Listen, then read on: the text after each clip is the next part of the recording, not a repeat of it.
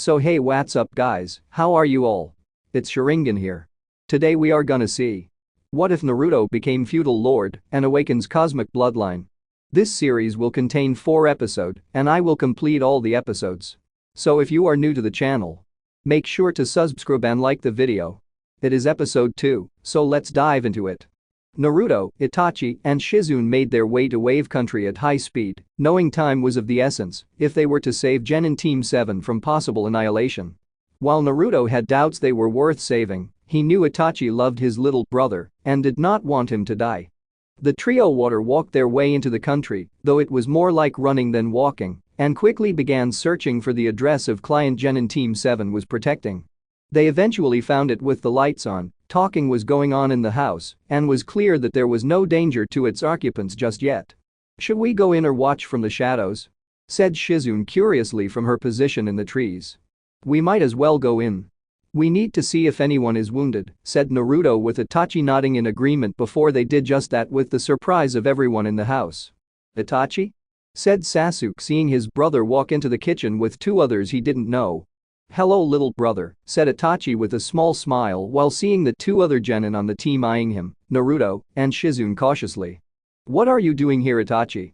said Kakashi with his crutches by the table.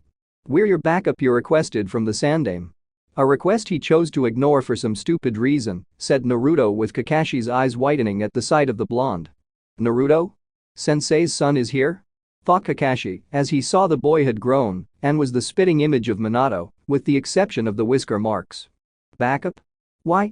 I can do this without your help," said Sasuke with Itachi frowning at him with a sense of disappointment. "Not from what I understand regarding your enemy. From the looks of things, your sensei is still injured and unable to properly train you for the fight that is to come," said Naruto with Shizune already going to work on healing Kakashi of his injuries. "Who asked you?" said Sasuke glaring at Naruto. "Stop it Sasuke. Naruto-san is right," said Itachi with Sasuke looking shocked that he would stick up for the blonde.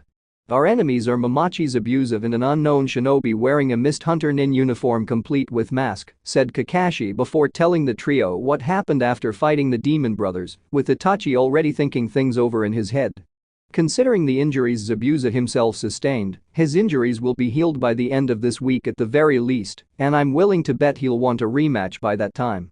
What is me concerned is the fake hunter nin, since all we know about the person is he or she has skill in throwing senbon needles and at vital points of the body," said Itachi, knowing that it takes skill to hit such points in the neck and knowing it would fool an enemy shinobi. "What kind of training have you given them?" said Shizune to Kakashi seeing the man look a bit sheepish.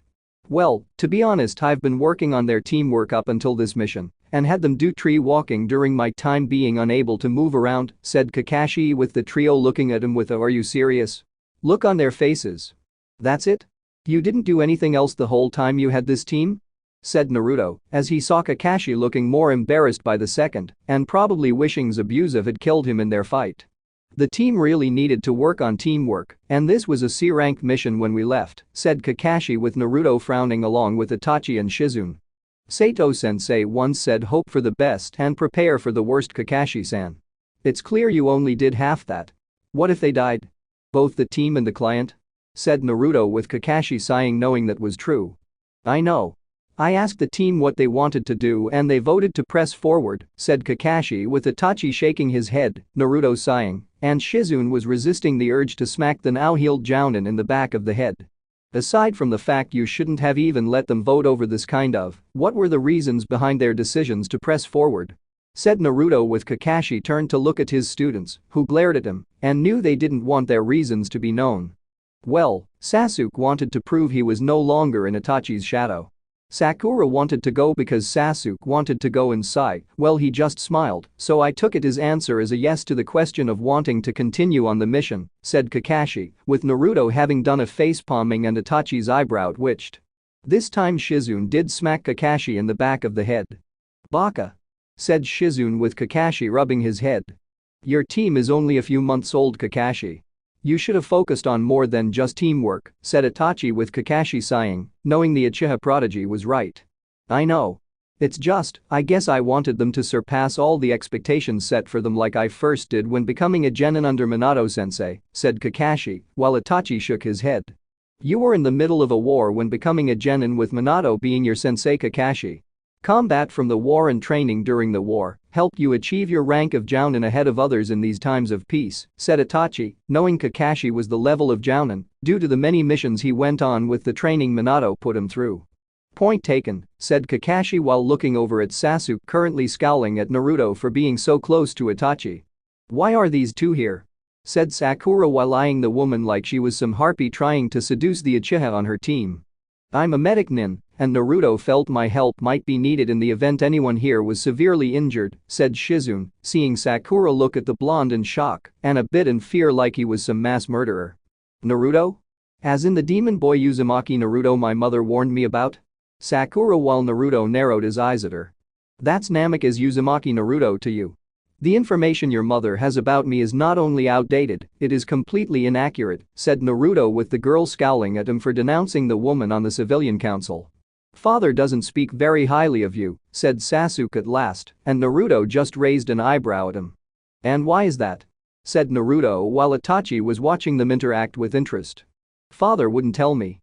He just said that you were a bane on Konoha and on the Uchiha clan for what you held, said Sasuke with Naruto looking slightly to Itachi and then back at the man's sibling.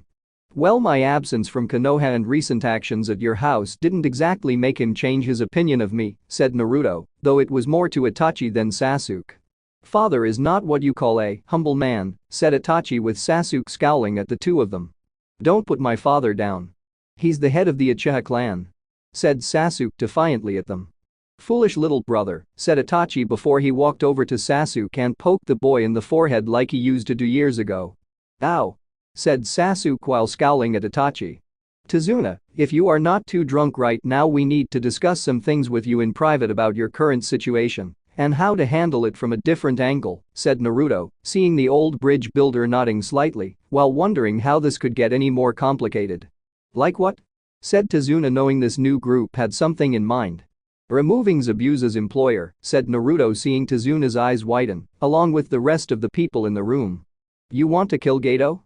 Said Tsunami while Itachi nodded.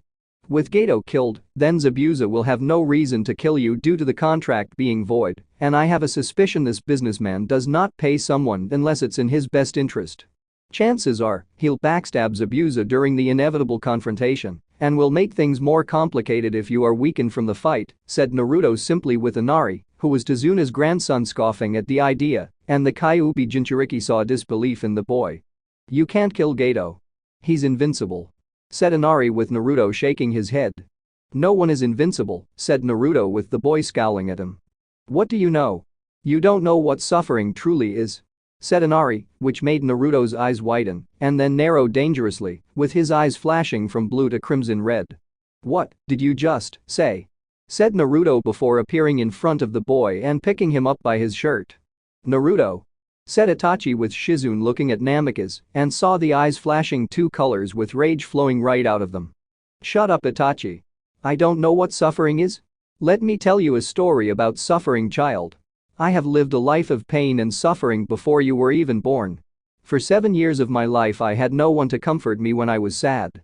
To help me after a mob of people beat me within an inch of my life. Hating me for something that wasn't my fault and the powers that be were secretly allowing it, so I would be the village's submissive secret weapon. On your birthdays, you got presents, laughter, and a family to wish you happy birthday. Repeatedly. Do you know what I got on birthday? Someone tied me up in the center of one of Konoha's training fields, bathed me in oil, and set me on fire. On fire? Do you know what a charred body smells like, boy? I do. Mine. I was 6 years old.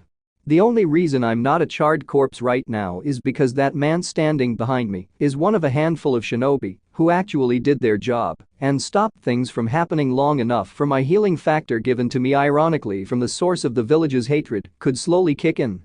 But make no mistake, I know what suffering is, and I will not allow some whiny brat say they're the only one in this house, if not this very country say no one else knows what it means to suffer, said Naruto before slowly putting the boy down and left the house with no one speaking. Did that really happen? Said Tsunami while images of Kaiza being tied up without his arms before his execution came to the forefront of her mind. Yes. Naruto is much stronger than you will ever know. What he holds back is a force of nature unlike anything you could possibly imagine, and the people of Konoha have done nearly everything in their power to unknowingly unleash it in the belief they can control such a thing through him. Such is the dreams of arrogant fools. I have nothing else to say on the matter, said Itachi before he looked at Shizune, who nodded before going after Naruto and help him calm down. With Naruto sliced through several trees with his sword. There was enough lumber here to build a small cottage with enough for an outhouse. He had been at this now for several minutes while trying to sort out his emotions over what that weak child spewed from his mouth like he was all-knowing. Tezuna's grandson wouldn't have survived a week living the life of a Jinchuriki. His whole country is suffering and all he thinks about is himself. Thought Naruto while he sliced through another tree with ease. Naruto, said Shizune, as she just had to follow his chakra signature and the sound of him destroying the trees around him. Itachi sent you to scold and keep me calm, didn't he? Said Naruto before sheathing his blade and turned to face her. The second part. Not the first part. Though you shouldn't have told him to shut up, said Shizune with Naruto nodding. I'll apologize to Itachi when I get back. It's just, that boy doesn't know what he's talking about, and I just got so angry at him when he talked like his life is so much worse than ours, said Naruto with Shizune nodding. I know. I understand, Naruto. So does Itachi. We both want to help you and to be happy in life, said Shizune seeing Naruto smile and surprisingly give her a hug. Ever since you came to the fire temple, you have always cared and guided me more than I could have hoped. I didn't have the heart to say this until now, but in a way, you have been like a mother to me, and I want to know if you would consider me your son? Said Naruto with Shizune slightly shocked by this confession, but even she realized that it was true and couldn't deny some measure of paternal instinct in helping him. The moment Naruto knew Shizune could be trusted, he latched onto her like she was a lifeline and seeking approval in everything he did. The shinobi monks and Itachi were like surrogate brothers to him, with the exception of Bansai being a surrogate grandfather to the boy. Shizune had been the only woman in his life who taught him more than just how to fight and gave him guidance like a mother would do for their son. So in a way, she did see Naruto like a son, and deep down Shizune would protect him like he was her own by blood. Of course, Naruto-kun. My son, said Shizune with Naruto holding her even tighter and felt him crying. Thank you, Akasan, said Naruto with Shizune finding herself crying too. We should head back to the house, said Shizune with Naruto shaking his head no. You go back. I need to be out here a little longer. Maybe I will even sleep outside and enjoy looking up at the stars, said Naruto with Shizune nodding, since he had done that at the shinobi temple to admire the stars above at night. Okay. Just be careful. I'm your mother now so I can pull rank on a paternal level, said Shizune with a stern look, though Naruto knew it was for show. I'll keep that in mind, said Naruto before Shizune kissed his forehead. I mean it when I say be careful, Naruto-kun, said Shizune with the woman heading back to Tezuna's home. The next morning. Morning came for Naruto faster than he would have liked and was awakened by a hand on his shoulder from a young girl a few years older than himself. Long black hair, a nice civilian dress, and a smile that made your heart flutter. But Naruto wasn't fooled. He had developed a sixth sense when it came to people that were not always who they said they were, and this girl fit the bill. Her smell was that of flowers, but also consisted of wound-treating medicine and blood from the injured individual in need of treatment. Naruto had also sensed the girl reach for the area around his throat for a second before moving to the shoulder. You're awake. Good. Said the girl while watching the boy sitting against a tree. Sorry. I was watching the stars last night and didn't have enough strength to walk back to the house, said Naruto, which was true to an extent, and felt it was the best thing to do in case his hunch about the girl was correct. I understand. Though you should be more careful since there is a risk you'll catch a cold being out here all night, said the girl with Naruto shrugging, since getting sick was not a problem for him. I'll take my chances. Thank you all the same, said Naruto waiting for the girl to speak her name. Haku. My name is Haku, said Haku waiting now for him to return the favor of saying his name. Naruto. My name is Naruto. Pleased to meet you, Haku-chan, said Naruto with Haku smiling at him. Well that we have gotten acquainted, Naruto-kun, may I ask what you are doing here? Said Haku curiously while seeing his shinobi headband, though it wasn't from any village she knew existed. I'm with my mother and we're visiting some friends here in Wave. You? Said Naruto, as he knew the best way to lie was speak the truth to a certain extent, so it's not even a lie. Just removing certain truths from the whole truth. Then you'll probably get quite a scolding from her for being out this late, said Haku before she let out a giggle with Naruto letting out a chuckle. Maybe. She knows and I've done it before. My Akasan trusts me, said Naruto seeing Haku smiling, knowing a certain someone trusted her too on certain matters. That's good to hear. You must be a trustworthy person. Maybe you would like to help me find the herbs I need to heal a friend of mine? Said Haku while Naruto nodded since it would be rude to not help a girl in need of assistance. And a pretty one at that. Couldn't hurt, said Naruto simply before getting up, dusting himself off, and went about helping Haku recover what she needed. I saw the trees you destroyed earlier. Are you a shinobi? Said Haku while picking some herbs and saw Naruto doing the same. Sort of. It's complicated. I am a shinobi, but I'm also two other things blended together, and I don't answer to a cage, said Naruto seeing Haku was shocked to hear that. You don't answer to a cage? Who do you answer to then? Said Haku curiously. The fire daimyo, said Naruto with Haku looking shocked at this news. I see. But Fire Country has a shinobi village named Konoha. Why do you answer only to the fire daimyo and not the Hokage? Said Haku seeing Naruto smile at her. Good question Haku-chan. But the real question you should be asking yourself is, why is a shinobi of Fire Country helping you gather herbs to heal Momochi Zabuza? Said Naruto making Haku stiffen, and her eyes widened while they looked into his intense blue ones. You knew? Said Haku seeing Naruto smirk at her. Wouldn't be much of a shinobi if I wasn't, Haku-chan, said Naruto before bringing his hand up and caught the fist with senbon needles aimed at his neck. You won't get Zabuza-sama's location from me. I'll die before I betray him, said Haku with passion in her voice that told Naruto she would endure all kinds of pain to protect the missing nin. I'm not going to ask you for his location Haku-chan. I'm asking you and Zabuza to leave Wave Country, said Naruto seeing Haku narrow her eyes at him. We cannot. Gato is paying Zabuza to kill the bridge builder, and he needs the money to further his dreams, said Haku before she leapt on him, and the two began rolling around, struggling for the dominant position of being on top. With Naruto barely coming out the victor. Listen. There is another way where we don't have to fight and die needlessly. Gato is not the kind of guy who would pay shinobi unless he had no choice, and from what I've gathered with just 2 shinobi assigned to this mission, he's not going to pay, said Naruto, while keeping Haku pinned though she was still struggling. You lie. It goes against the unspoken rule that clients pay shinobi for their services, said Haku, knowing that it was an unspoken rule, just like it was an unspoken rule that shinobi don't backstab the client that hired them. Gato is a businessman without honor. Just because it's an unspoken rule to pay shinobi hired for their services doesn't mean he'll follow it. He could easily kill you and Zabuza after the fighting with his other hired help, while making something up with there being no proof to dispute it. You've seen him and I've seen pictures of him from Tazuna. The man is a pig. He cares only about money and is a real tight-fisted corporate ass. Do you really believe the man will pay Zabuza when it's cheaper to kill him in a weakened state once the mission is over? Said Naruto seeing Haku stop struggling and look away from him before looking back. What do you propose? Said Haku knowing she should at least hear him out. Remove Gato from Wave Country, permanently. The spoils gained from his hideout I'm sure will more than compensate Zabuza in the end, said Naruto seeing Haku was still unsure about this.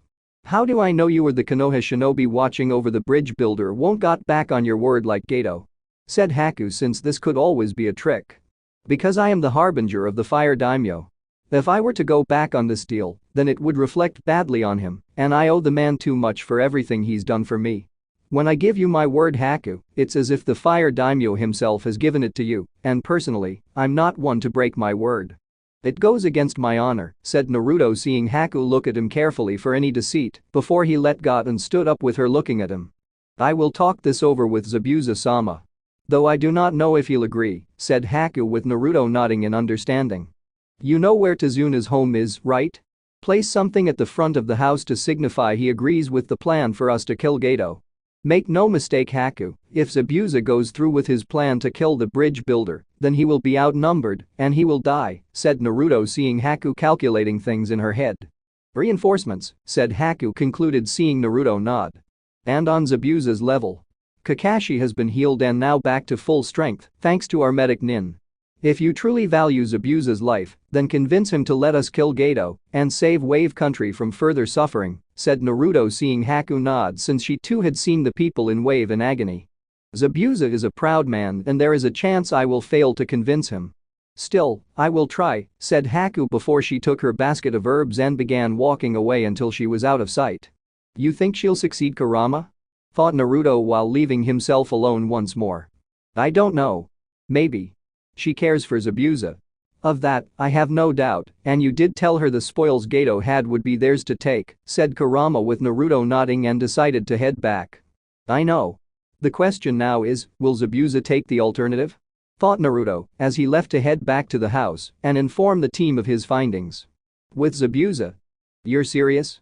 Said Zabuza seeing the girl sitting next to him mixing the herbs and stirring them into a healing paste. Yes, Zabuza-sama. He proclaims himself to be the harbinger of the fire daimyo. A shinobi who answers only to him and him alone. Not even the Hokage can command him and believes Gato will betray us, said Haku seeing Zabuza think this over in his head for a bit. I had heard rumors until now of someone in the fire daimyo's home gaining special favor, but this is something unexpected, said Zabuza not knowing how to handle this new development. I believe him, Zabuza-sama. I think we should take the offer, said Haku with Zabuza frowning at her. We can't go on the assumption of some brat regardless of his position, Haku. Like it or not, we have to stick with the mission until things change, said Zabuza with the girl looking sad. And what if it's too late should Gato reveal his intentions to be that of a betrayer? Your dream will never come true if you die from this decision, said Haku seeing Zabuza stay silent for a moment. Did he say who was with him? Said Zabuza at last. No. But he said they were at your skill level. Haddock Kakashi is already healed and will be ready to fight when the time comes. We cannot win should we do battle them, Zabuza-sama, said Haku knowing the two of them fighting who knows how many Leaf Shinobi on the other end would be suicidal. If what he said is true, said Zabuza simply. There was no lying in him. I saw into his eyes. He's known hardship like I have before you found me, said Haku with Zabuza now looking at her with interest. Hence why you trust him. Two souls with similar pain. There is a sense of trust and understanding when two people like that meet, said Zabuza seeing Haku nod. Please, Zabuza-sama, I beg you to listen to reason and let them go through with their plan to remove Gato, said Haku seeing Zabuza look at her and knew he was debating on whether to listen. You better be right about this brat, you're smitten with Haku, said Zabuza, though the last part was a form of teasing and was slightly surprised her cheeks colored a little.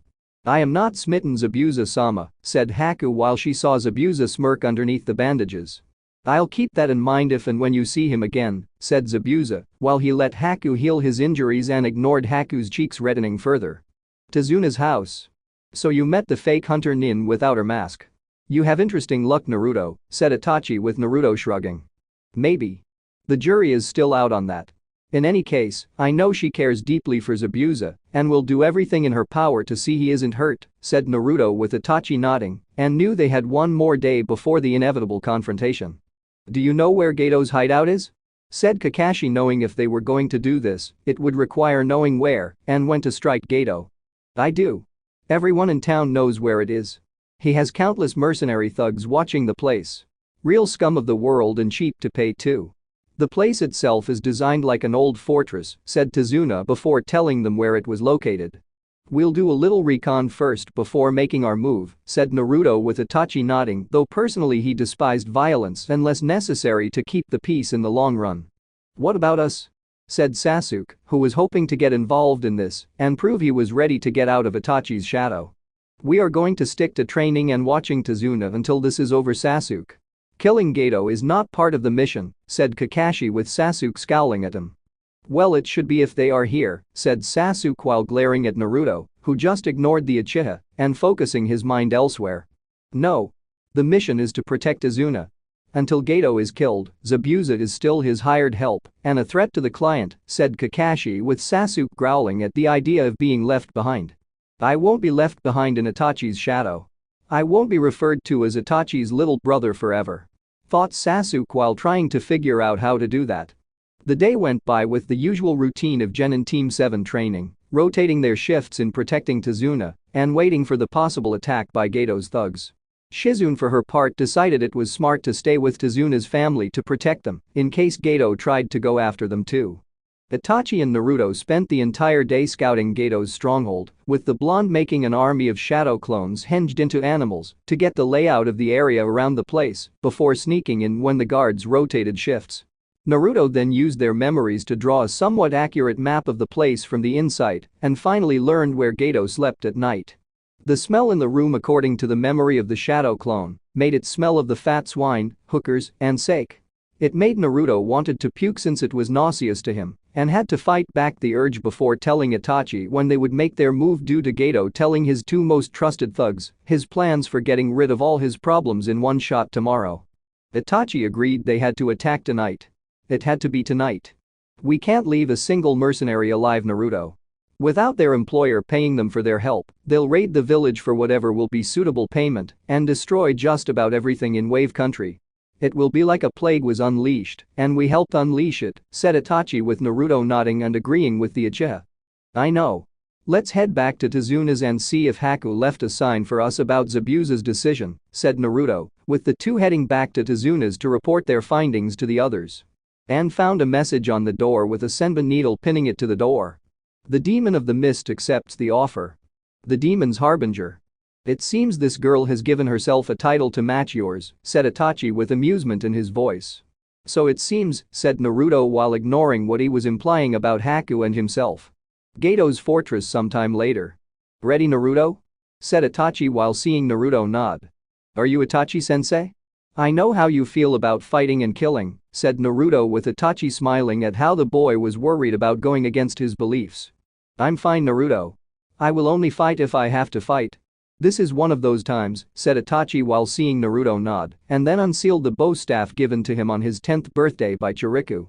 It was a real beauty of a weapon. Forged from one of the branches of a sacred tree, Senju Hashirama himself had brought to life not far from the fire temple, where many shinobi monks found enlightenment long after the Shadame Hokage died.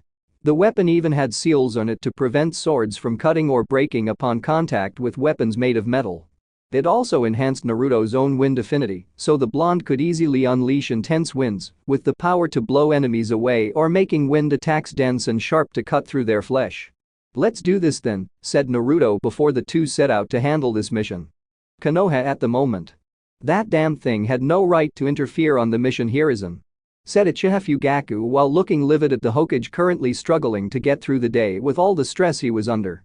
And I warned you what would happen if I denied the team backup with Naruto around to inspect things here in the village.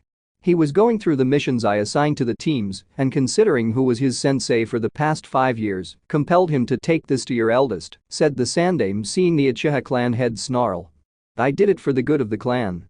You agreed to it? Said Fugaku with the Sandame now scowling at him. Because the boy needed to see things beyond the walls of the village and you wanted to have Sasuke unlock his Sharingan. We knew from Jiraiya's spy network that Wave was in trouble and that there was a high probability of mission being higher than C rank. You thought the danger would force your youngest to awaken his Sharingan eyes, so 2 of your progeny could be considered true members of the Uchiha clan, said the Sandame with Fugaku seething at how the elderly Kage was turning this back on him. And what if I did? An Uchiha is made in a trial by fire fashion. Always has been and always will be for us. Besides, it's a lot better than your way of training potential shinobi to being assets to the village. I don't need to remind you of your failure with the bastard child of the Yondaime brought into this world by that Uzumaki slut. Said Fugaku with the Sandame scowling at him. Be mindful of your words, Fugaku. I would hate to have to punish my 2 students for killing you for such degrading remarks about those they cared about, said the Sandame with Fugaku scoffing at him. You're one to talk considering your actions against Yondaime's so-called progeny, said Fugaku with the Sandame's scowl increasing. Something you and most the Uchiha clan are just as guilty of doing, Fugaku. I don't need to remind you only one Uchiha among your clan has Naruto's favor, while the rest have only his scorn, said Hiruzen with the Uchiha clan head sneering. And I don't need to remind you how your son was ordered back here to run a genin team instead of being at the Fire Daimyo's palace to guard him, said Fugaku, knowing that was a wound aimed at the Sarutobi clan's pride. The Fire Daimyo had ordered Sarutobi Asuma back to Konoha when Hiruzen's offspring continued to inquire about Naruto's whereabouts, despite the feudal lord of Fire Country ordering the matter dropped. Chiriku had felt his fellow guardian 12 comrade-in-arms was finding his loyalty to his Hokage for a father outweighing his loyalty which was meant for the fire daimyo, and decided to inform the ruler of Fire Country of this. Hence why Asuma was ordered back to Konoha under the pretense that the man should be in the Leaf training a genin team like his father before him. The Sandaime wasn't thrilled since his son was able to catch glimpses of Naruto during the past 5 years, trying to gauge the boy's training progress, but sight alone, and for only a few minutes at best, wasn't a real assessment of someone. I am well aware of the fact, Fugaku, but let me remind you that Naruto is the one that holds both of us and our families in contempt. Itachi has little love for you, so don't expect any kind of influence from your eldest, and Naruto's actions against Konoha will spare the Uchiha clan. It won't," said the Sandaime, with the Uchiha clan head staring at him for a moment before leaving. With the man now gone, the Sandaime went back to his work and hoping things wouldn't get worse. Gato's fortress. Gato knew something was wrong the moment one of his hired thugs told him several men went missing and the security cameras to the place were suddenly going offline. The system was state-of-the-art. One of the few things he spent a great deal of money on was security, or more specifically his security to ensure his survival. It was why the ruthless businessman had so many thugs on hand to defend him from any and all harm. While they were normally a hefty price to pay for having so many, Gato knew, given things were with Konoha shinobi here in Wave Country, that such an army was necessary, and with any luck his army would be thinned out so he wouldn't have to pay as much. As for the hiring of Zabuza himself, was a small dent to his wallet, but Gato would have preferred to have no dent at all and planned to remove the demon of the mist from this world once the man had completed the assignment he signed on for. That way, the money he would pay the missing nin for his service would go to better uses like cheaper security and a few hookers to make him feel better. "Any news?" said Gato with a frown at his hired help. "Not yet, boss. I've sent a few guys to investigate, but I'm pretty sure it's nothing to worry about and just some rat chewing a cable. You know this place has a few," said the thug with Gato scowling at him. "Then find a rat, kill it, repair the damage done, and then kill the incompetent guards not doing their job," said Gato furiously. "Right, boss," said the thug before leaving the businessman's office. "Incompetent morons. The one drawback when hiring cheap. You get what you pay for," said Gato with a sneer while wondering what he did to deserve such stupidity. His thought process ended, however, as explosions were heard and screams following throughout the complex were heard. Feeling a sense of worry run up his spine, Gato went to the security cameras to find each of them were going out, with each one closer to his office than the last, and told the crooked businessman hostile individuals were headed his way. His worry now turned to panic. Gato rushed to the door in hopes of escaping before his attackers got to him in this cramped office and cursed the ice bitch for breaking his door-opening arm. However, no sooner had he done that did the short man see one of his attackers take a bow staff swing to one of the hired thugs and cause blunt force trauma to the skull with enough strength to kill the hired goon. Shutting the door quickly, Gato hid behind and under his desk while hoping the enemy would skip this room to look for him elsewhere. Sadly, it was not the case, as the door was kicked open, off its hinges to be more accurate, and the sound of footsteps could be heard from Gato's position, while the frightened man tried to keep the noise of his whimpers from reaching their ears. Not that it mattered, as the two shinobi, who had dispatched most of businessman's army of thugs silently before the more noisy and violent approached the desk before the taller one picked up the now cowering Gato. The cutthroat business tycoon had already soiled himself when staring at the dark-haired, weird red-eyed figure and knew without a doubt his life was coming to an end. But it wasn't fair. He had so much to live for.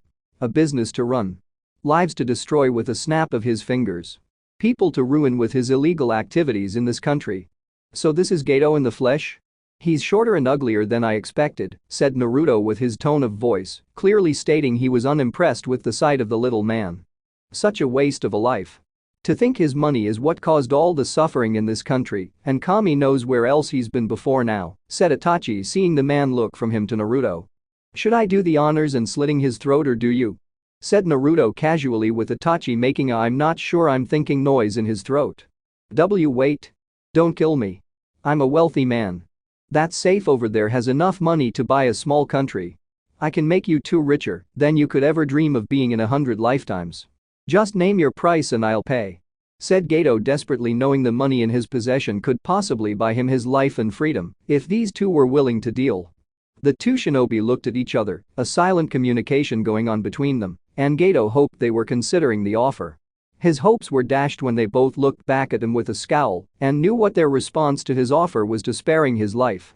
"No deal," said Naruto and Itachi at the same time, with the blonde taking out a kunai and slit the man's throat open, with the Uchiha dropping the businessman on the ground to die slowly on his own blood. "It's done. We need to inform the others and Zabuza," said Itachi, with Naruto smiling, "and make 2 shadow clones of himself." "Way ahead of you," said Naruto before commanding his clones to head out, while Itachi sighed and shook his head. "I've spoiled you with that jutsu," said Itachi simply, with Naruto smirking at him. "Perhaps, but you cannot deny the results," said Naruto, with Itachi nodding, and the two left to collect what they needed in terms of Gato's bank accounts, knowing the safe filled with money would more than cover Zabuza not getting involved on the businessman's behalf. Besides, the large amount of money they were taking from Gato was going to be used in a far more productive manner and given to a much more deserving place in need of it. "So you're done?" said Zabuza as he appeared in front of the two with a heavy mist in case he needed to make a disappearance and avoid a possible trap. "Yeah. We've taken the majority of the man's bank accounts, but what's left is more than enough for you and Haku to take, so don't think we're leaving you with very little in the ways of getting paid," said Naruto, with Zabuza feeling a little irked they were taking most of the cash despite how they earned it. "How do I know the place isn't rigged to blow once I set foot in there?" said Zabuza, as that could always be the case and didn't exactly trust them. "You can't, but it's not, since that would be breaking the agreement I made with Haku, and my honor is something I consider to be unbreakable," said Naruto, with Itachi nodding too, since there was no honor in breaking an agreement. "You've been straight with me so far. You could have easily disabled Haku the other day when confronting her about me and then tortured her for information. Since you didn't, I am going to go on a limb here and trust you two in keeping your word," said Zabuza as he saw the two nod and walk away from him. "Gato's yacht is north of here. Use it to get out of the country once you are done taking stuff," said Naruto, knowing the boat was expensive and would help Zabuza evade the Mist Hunter Nin on his case after he left. "Tazuna's house. You're back," said Tsunami, seeing the two shinobi return stained in the blood of their enemies, and put some pages out from a storage scroll containing a list of Gato's many bank accounts. "Here is everything you'll need to get Wave Country back on its feet, Tazuna. Use it to make this place great again," said Naruto, seeing Tazuna look at the many bank accounts that would make things possible for his homeland be great again. "And Zabuza and Haku?" said Kakashi, seeing Naruto smirk. "We left them more than enough in Gato's safe," said Naruto, seeing Kakashi nod, and was glad that they wouldn't have to worry about Zabuza going after the old man. "Just to be sure, I'm going to have my team keep an eye on things and train harder, so this isn't a problem in the future," said Kakashi, knowing he couldn't afford to let something like this happen again. "Smart move. Since our mission is done, we will be leaving and reporting back to the Hokage of our success on this part of the mission. Oh, and Tazuna, the payment for the C rank you gave the Hokage is enough. You don't need to worry about paying for the full A rank price," said Naruto, seeing the other Konoha shinobi and Tazuna himself looking shocked by this news. "Are you sure?" said Tazuna curiously, while Genin Team 7 looked angry. "Naruto, the Hokage is not going to like this news," said Kakashi, knowing the old man was going to dislike this when told.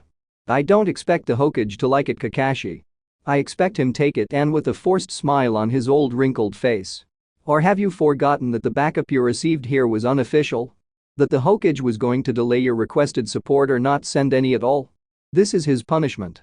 I'm also filing another report about this with the Fire Daimyo, so the Hokage cannot lie about this to him," said Naruto, seeing the Jounin in front of him not an understanding. "Do what you have to do, Naruto," said Kakashi with a sigh, knowing things wouldn't be good for Konoha upon his return. "Hokage Tower sometime later. You tread on dangerous ground, Naruto. Using my shinobi for your mission, I did not approve any of you going on," said the Sandaime, with his voice being deadly serious.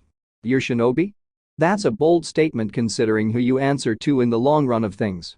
Ultimately, every shinobi in Konoha is the Fire Daimyo's shinobi and answers to him should he wish to question their actions. Not you.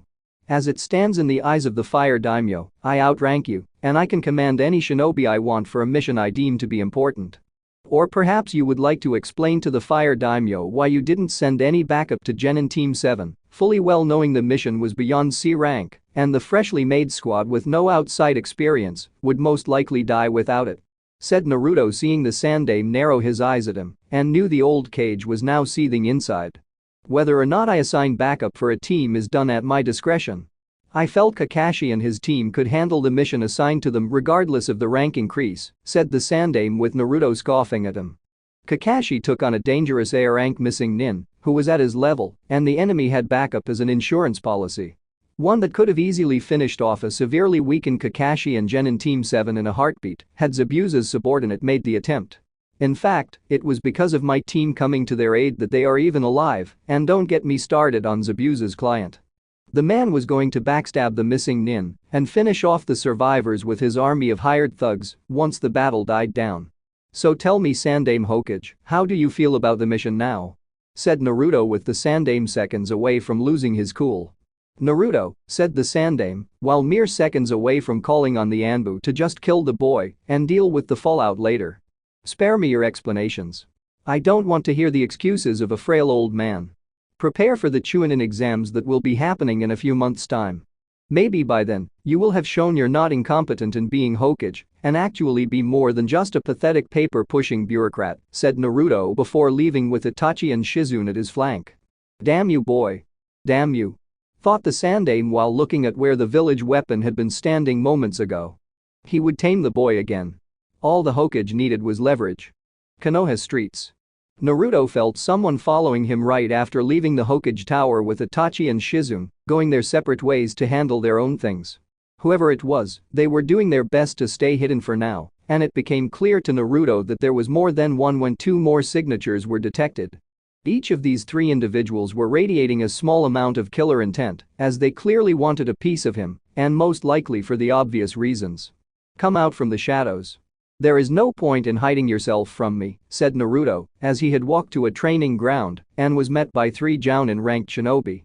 "You have a lot of nerve coming back to Konoha, demon," said one of the Leaf Jounin of the trio, who Naruto recognized from his earlier years and suspected the Hokage didn't punish the shinobi that engaged in the beatings he endured. "After all this time, you still call me that, knowing I am not the fox and just his appointed prison. I wonder what my father would say he saw you acting like this?" said Naruto as he saw the Jounin in front of him looking furious. "Shut up. You're not his son. The Yondaime Hokage was a great man. He died nobly for this village, and your continued existence dishonors him," said the second Leaf Jounin of the trio, while Naruto remained calm despite the man's words. "You're half right. My father was a great and he did die nobly for this village. However, it's not my existence that dishonors him, but rather yours and those that follow you who bring dishonor to his sacrifice," said Naruto, seeing them draw weapons and knew this was getting him nowhere. "Enough talk. Let's kill him now and claim self-defense. The Fire Daimyo won't be able to dispute since the Yamanaka clan is loyal to the Hokage," said the third Leaf Jounin, while Naruto drew his sword. "You're making a mistake," said Naruto while all three Jounin sneered at him. "I doubt that. Once we're done ripping your intestinal tract out, I'll pay a visit to that little Inuzuka bitch you protected from my friend a while back and have a little fun before my friends join in too," said the second Leaf Jounin, having heard what happened between Naruto, Hana, and the group of Leaf Shinobi that were trying to enjoy themselves at the Inuzuka's expense. "Come, so I can kill you," said Naruto with the three Jounin charging him and the sound of metal clanging against metal, mixed with the cutting of flesh being heard. From his position in the Hokage Tower watching this, the Sandaime scowled at seeing the boy come out victorious and get away with a few cuts currently healing. He had done that deliberately to not only test a boy's skills to get a measure of them, but to use in terms of leverage against Naruto when the Fire Daimyo came to visit during the Chunin exams and discredit the blonde. However, Naruto had proven his skills were not only higher than expected, but he had waited until the three Jounin struck first and acted out in self-defense. Even if the Hokage had the boy arrested, the Fire Daimyo find out about it and take action against Konoha for defying him. Even the Sandaime's two remaining students were powerless to do anything because of the Fire Daimyo, and life for them had not been fun. Jiraiya had been forced to live in a small home the Hokage had been able to provide and had to run his spy network from there while being unable to peep on women since his medical bills would pile up faster than Tsunade's debts. His inspiration from the needed research was drying up, and his ability to produce another book was noticed by all his loyal readers wishing for the next issue. The Sandaime knew Jiraiya has asked Tsunade for help in providing him with inspiration for his book, but his teammate refused and punched him through a wall to further enforce the meaning behind the word. Speaking of Tsunade, she was constantly busy at the hospital, healing patients, retraining doctors, and getting her medical program to help medic nins become part of a squad a reality. As for the debt collectors seeking her out to collect the money she owed, they came by during the past 5 years, and each one demanding Tsunade pay what she owed. The Sandaime didn't know how those debts got paid due to the woman's financial means of paying them off had been reduced to just about zero, and personally, he didn't even want to know how she paid them off. Chances are it was through some money from the Senju clan's accounts, but the fire daimyo may have frozen those or declared the wealth in them forfeit due to the woman's actions against Naruto. The Sandaime wasn't sure and felt it best not to pry into the matter should Tsunade wish to lash out. All Hiruzen did know was that the boy was the source of their suffering and the suffering of everyone else in the village, hurt by the fox currently sealed inside of Naruto. This is getting out of hand. I expected 3 fully trained, skilled, and sober Leaf Jounin to hurt the brat to the point where he would come to me for help and calling them off. I'd then use it to my advantage and convince him I could do that in exchange for leeway with the fire daimyo. Itachi trained him well. Too well. No matter. Once the Chunin exams start, I'll speak the fire daimyo myself on my terms, in my office, and in a setting where I reign supreme, thought the Hokage. Since last time he had been in the room with the fire daimyo, it had been in a room that made him a weak old man unable to fight back, but now with his ability to use chakra and the large library of jutsus he had learned over the years, the advantage would be his again. All the Sandaime could do now was wait. Thank you so much for watching.